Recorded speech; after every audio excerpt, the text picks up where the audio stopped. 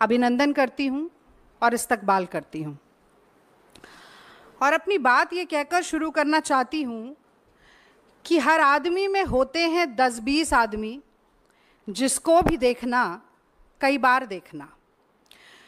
ये लोकसभा चुनाव इस दृष्टि से बहुत ही विलक्षण रहा है कि मोदी जी के साथ साथ भाजपा और आरएसएस की विषाक्त विचारधारा से जुड़े कई और व्यवसायों में काम करने वाले लोग, कई पत्रकार भी उसमें बेनकाब हुए हैं।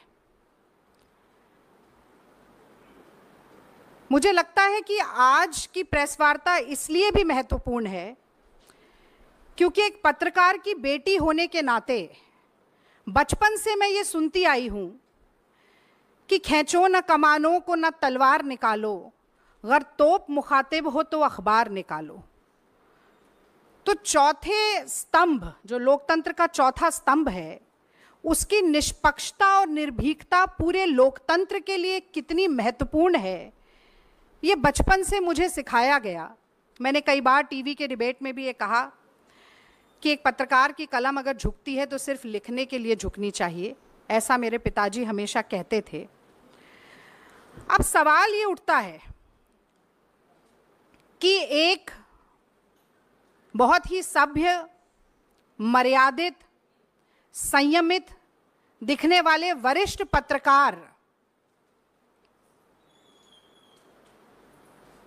पत्रकारिता को कितने निचले स्तर तक ले जा सकते हैं, ये कल से वायरल हो रहे एक वीडियो ने दिखा दिया है। मैं तो रजत शर्मा जी से सीधे सीधे आज पूछना चाहती हूं कि जो अपशब्द रजत शर्मा जी ने कहे हैं वो क्या उनकी आदत है, उनकी फितरत है, कांग्रेस और विपक्ष से उनकी नफरत है, या मोदी जी का चरण वंदन है? और मुझे लगता है कि कल से भारत के सोशल मीडिया प्लेटफॉर्म्स पर लाखों लोग जो अपनी राय, अपनी प्रतिक्रिया एक अभद्र टिप्पणी के ऊपर दे रहे हैं, उन सब के सामने सार्वजनिक रूप से एक स्पष्टीकरण या बयान जरूर आना चाहिए था। मैं थोड़ी सी क्रोनोलॉजी बताना चाहती हूं कि असल में हुआ क्या। पहले हम लोग सोच रहे थे कि वो दोनों वीडियो यहां पर दिखाएं, पर वो आपको मेरी टाइमलाइन पर जरूर मिलेंगे। ये वाकया है 4 जून का, जिस दिन नतीजे लोकसभा चुनाव के सामने आ रहे थे और मैं यहीं एआईसीसी के प्रांगण में बैठकर इंडिया टीवी पर बहस कर रही थी।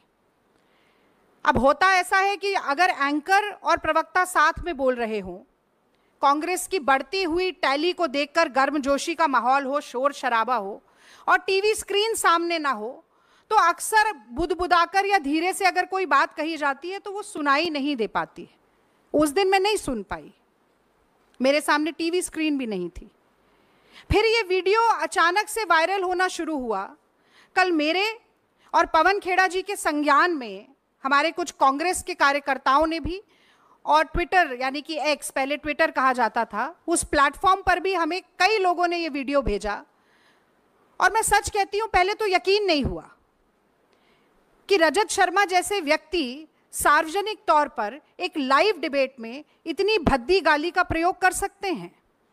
और चूंकि जो वीडियो हमें भेजा गया उसमें नीचे वो गाली लिखी हुई भी थी, तो मन नहीं माना कि ऐसा हो सकता है। हम इंडिया टीवी के प्लेटफॉर्म पर गए, वहां से जो उन्होंने खुद फुटेज डाली थी उस फुटेज को निकाला, उस फुटेज की उस क्लिप को निकाला जिसमें ये वाकया घटित हो रहा है। और वहां पर भी, जिसे अंग्रेजी में एक एक्सप्रेशन कहा जाता है, अंडर द ब्रेथ, बुदबुदाकर, धीरे से, केवल इस बात पर कि मैं उन्हें टोक रही हूं कि कांग्रेस पर आज भी लगातार प्रहार मत कीजिए। शायद मोदी जी की घटते हुई संख्या और कांग्रेस की बढ़ती हुई संख्या को देखकर झुंझला इतना गए कि उन्होंने वो गाली दी। और अब मैं एक नारी के तौर पर भी, एक भारतीय महिला के तौर पर मैं ये जानना चाहती हूं रजत शर्मा जी से कि ये बात सिर्फ एक रागिनी नायक की नहीं है। मैं 10 साल से ईमानदारी से अपनी पार्टी का पक्ष टीवी पर रख रही हूं। आप पत्रकार होते हुए भी भाजपा का पक्ष रख रहे हैं। मोदी जी के साथ जो आपका इंटरव्यू हुआ वो सबने देखा, किस तरीके की बातचीत उसमें हुई, सबने देखा। मेरे माँ बाप, मेरे बूढ़े सास ससुर, मेरे बच्चे, सब वो वीडियो देख रहे थे। कांग्रेस के लाखों करोड़ों लोग, इस देश की जनता वो वीडियो देख रही थी। आपने मुझे गाली दी सिर्फ इसलिए कि मैं ईमानदारी से अपनी पार्टी का काम कर रही हूँ, इसलिए कि मैं ईमानदारी से अपनी पार्टी का काम कर रही हूँ। और सिर्फ गाली नहीं दी, उसके बाद सुबह आपने मुझे धमकाना शुरू किया। आपने कहना शुरू किया कि अगर प्रेस कॉन्फ्रेंस किया जाएगा तो डेफेमेशन का केस करेंगे। मतलब आप चोरी करें, उसके बाद आप सीना चोरी करें। आपको लगता है कि धमकाने से हम डर जाएंगे? और ये आंसू सिर्फ इसलिए नहीं है कि मेरा अपमान हुआ।